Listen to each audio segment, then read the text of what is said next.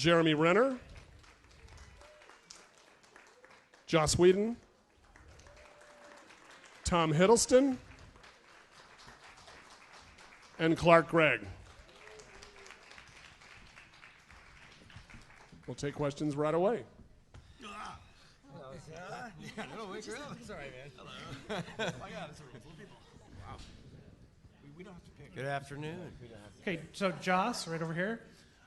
What was the biggest challenge for you personally to wrap your head around? You were going to be the guy who finally did the Avengers film, bring all these people from the other films together. What was the most exciting thing to wrap your head around, and what was the most challenging thing to wrap your head around? I think the exciting thing kind of speaks for itself.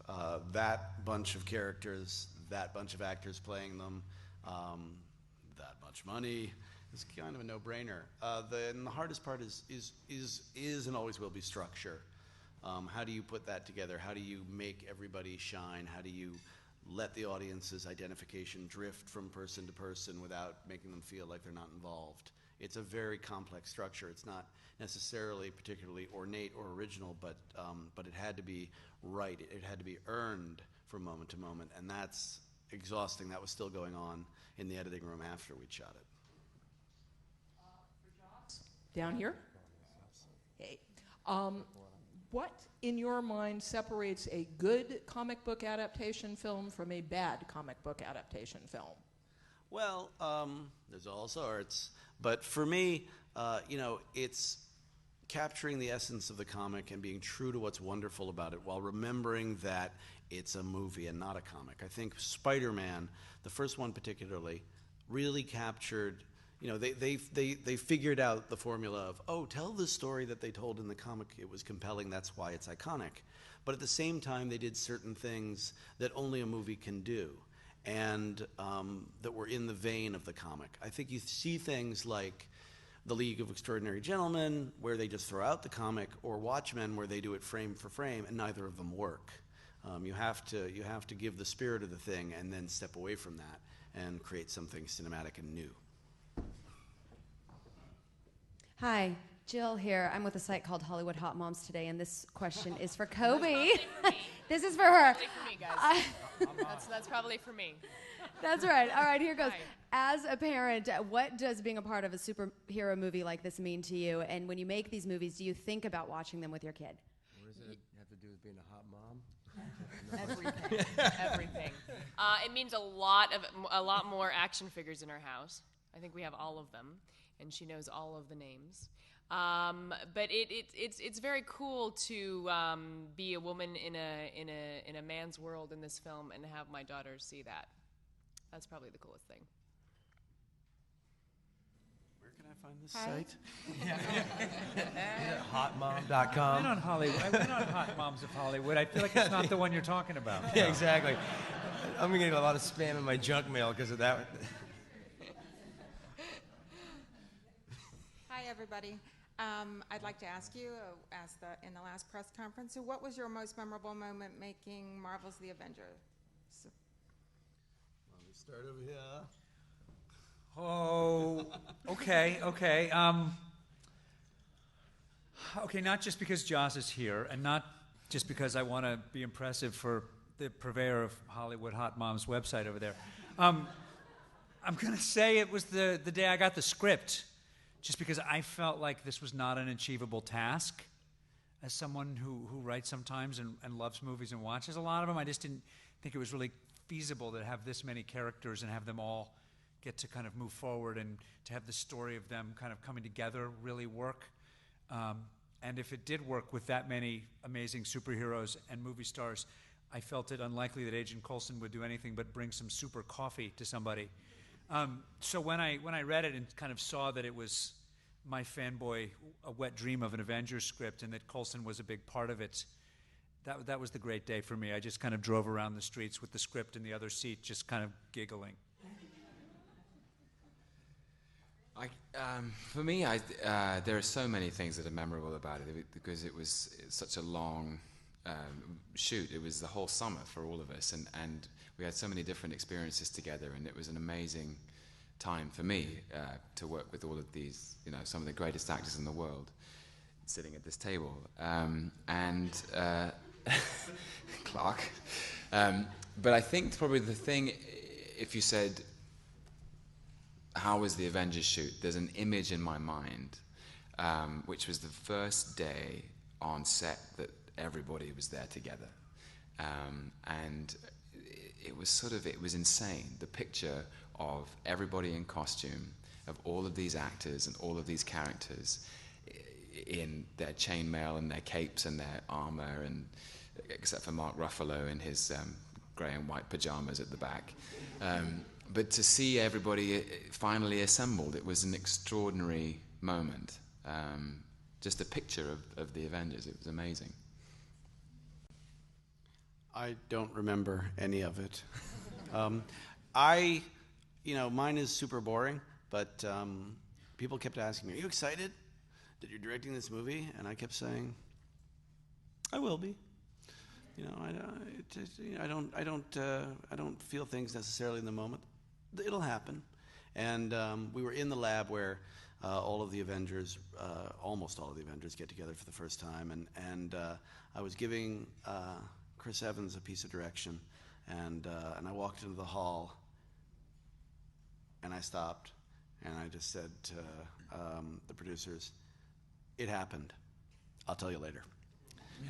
And that was the moment, it just sort of flooded over me, and I was like, "Oh, that's nice, excitement." That was it. Told you it was dull. You're up, bro. What happened? It's the same thing. It's when everybody was together. That's the most memorable and creepy and funny, and you getting to play with Thor's hammer while he stroked my bow. I mean, that's terrible. Oh, here we go. That's going to be great. It's going to get me in trouble.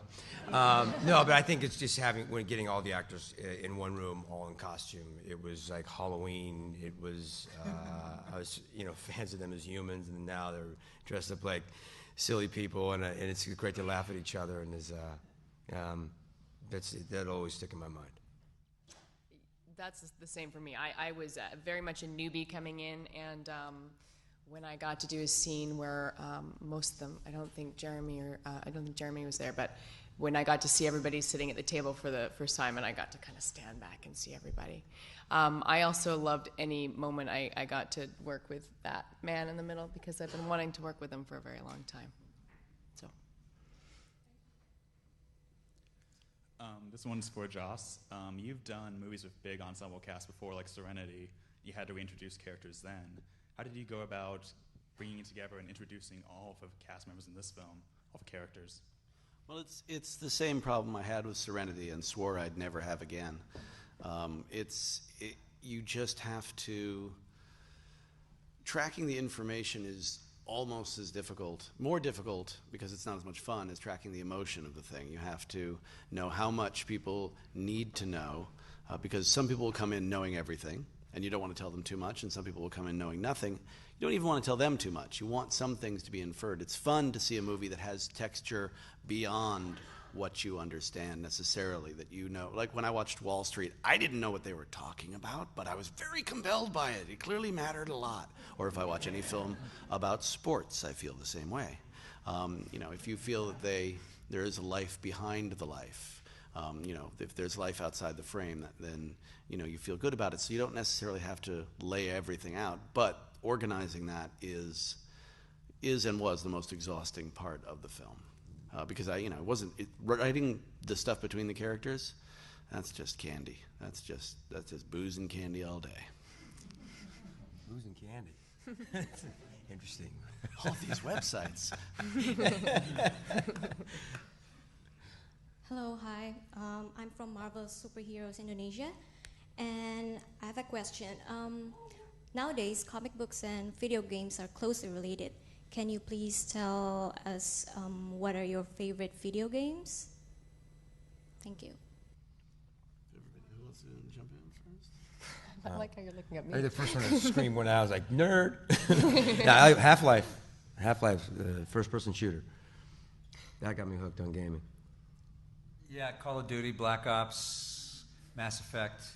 I still will rock some asteroids. Yeah.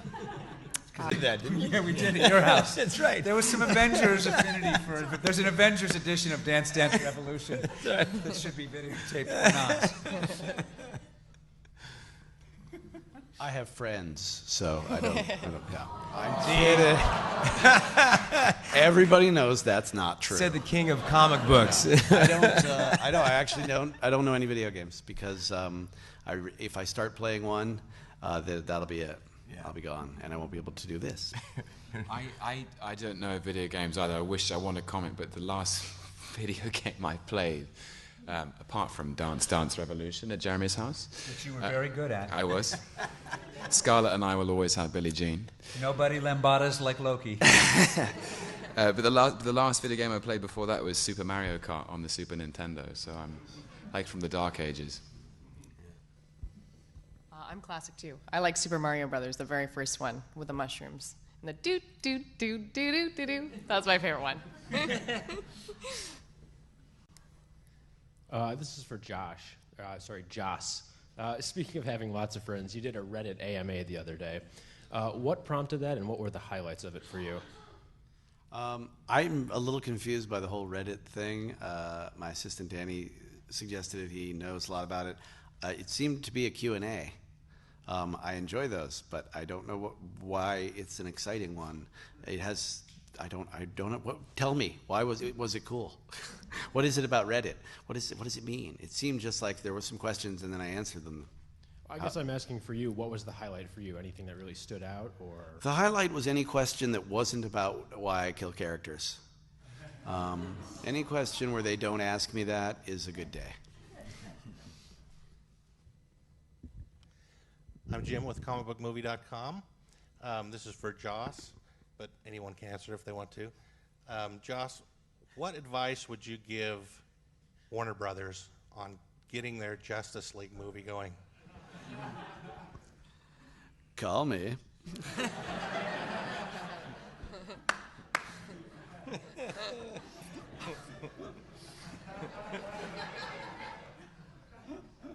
Honestly, I would just say it's very, it's enormously difficult to take very disparate characters and make them work.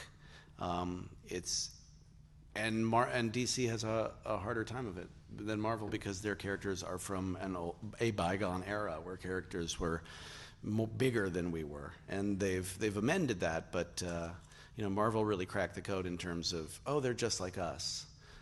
So a dose of that sort of veracity that Marvel really started with Iron Man. That's I think you need to use that as your base. I'm a student journalist from UC Irvine, and this question is for Joss. In a large-scale movie like The Avengers, what was your approach to spectacle in the film? My approach to spectacle was kind of wrong-headed, but the most important thing for me was that it not be spectacle for its own sake, that it be earned, that it be believable, that it be understandable visually, that you knew exactly where things were, what was at stake, who had to get where from where, and how, and what was in their way. I tend to be very pedantic about that. I don't just want a blur of things crashing around. I want to know how everybody's doing. I think sometimes I would try to obey the laws of physics, and that would actually just make for weaker footage. And eventually I just had to give myself up and realize that, every time a car is hit by anything, it blows up and flips over. A hamster could hit it and Kobe, for those of us who love Robin Scherbatsky, what was your experience of kind of transitioning from a weekly regular routine of a sitcom to being a part of this big blockbuster ensemble? And actually, I guess, Clark, you could sort of speak to that as well, because you were in that position at one point as well. Yeah, well, very few people know this, but the CBS Tuesday comedy block is actually like the farm leagues for the Avengers. It's true. It's true. It's the ground leagues, really.